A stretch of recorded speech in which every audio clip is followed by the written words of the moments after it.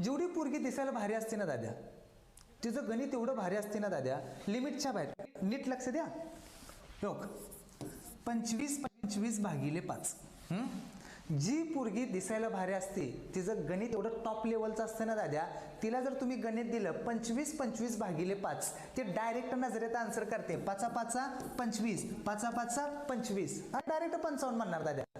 परत म्हणणार अरे रिअली ऍक्च्युली मला वाटतच होतं ह्या 5 नंतर आय थिंक 0 असेल, मी ऍक्च्युली गडबडीत केला.